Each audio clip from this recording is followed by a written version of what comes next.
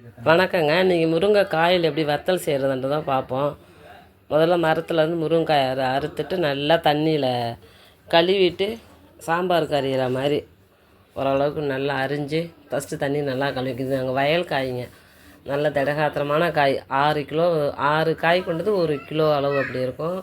ஒரு 10 கிலோ அளவுக்கு எடுத்துருக்கோம். அதுக்கு தண்ணியில் கழுவிட்டு சாம்பாருக்கு அரிகிற மாதிரி அப்படியே ஓரளவுக்கு எல்லாம் அரிஞ்சு.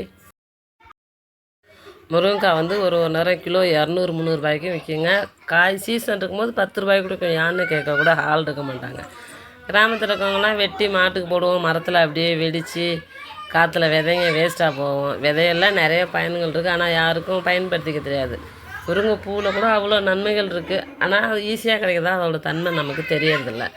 இப்போ இந்த காயை நம்ம நல்லா அரிஞ்சிட்டு ஒரு தண்ணியில் ஊற்றி அலசிட்டு ஒரு பாத்திரத்தில் தண்ணியை ஊற்றி அடுப்பில் வச்சு ஒரு பாத்திரத்தில் நம்ம அரிஞ்சு போட்டு காயை போட்டு மஞ்சத்தூள் உப்பு சும்மா தேவைக்கு இப்போ ஒரு 2 லிட்டர் தண்ணி ஊற்றினா போதும். மஞ்சத்தூள் எதுக்கு போடுறதுன்னா அது பூச்சி வைக்கக்கூடாதுன்றதுக்காக. உப்பு எதுக்குன்னா அது கெட்டு போகக்கூடாதுன்றதுக்காக.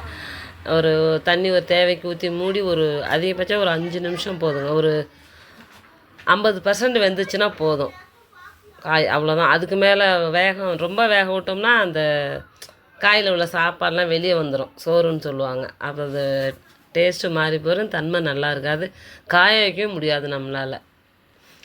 இது சூடு அள்ளி கொட்டி இன்னொரு தண்ணி வடிஞ்ச உடனே இன்னொரு ஈடு வைக்கணுங்க.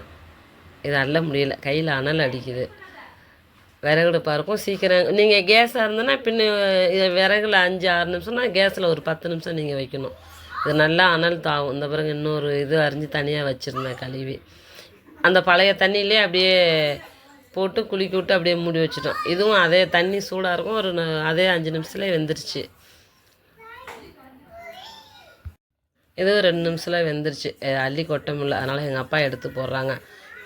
இப்போ எங்கள் ஊரில் சந்தையெல்லாம் கிலோ 15 ரூபா 20 ரூபா தான் கிலோ போகுதுங்க. அதனால் சரி இப்படி செஞ்சு பார்ப்போன்றதுக்காக தான் இந்த தடவை செஞ்சேன். இது ஒரு 8 கிலோ அல்லது 9 கிலோ இருக்குங்க காய். இதில் தண்ணி பார்த்தீங்கன்னா கீழே ஒரு 2 லிட்டரு முன்ன பின்ன இருக்குங்க. அந்த தண்ணி அப்படியே நான் மாடியில் கொண்டு வந்து காய வைக்கிற இடத்துல பக்கத்துலேயே வச்சுருக்கோம். அந்த பாருங்க, கீழே விரித்து போட்டு நல்லா ஒன்றா நல்லா வெயிலில் காய வச்சுட்டோம். சாயந்தரமாக இது காய வச்சதை அள்ளி திரும்ப அந்த தண்ணியிலே போட்டு குலுக்கி விட்டோம். ஒரே நல்ல தண்ணியை இழுத்துக்குச்சு. அந்த தண்ணியை வெயிலே வச்சுட்டோம்னாக்க வெயிலில் ஒரு 20% தண்ணி சுண்டிடுச்சிங்க. ஏன்னா காயறதுக்கு லேட் ஆகுங்கிறதுனால அதையும் மேலே கொண்டு வந்து வச்சுட்டோம். பாருங்க, இது ஃபஸ்ட் நாள் காய வச்சுருக்கிறது.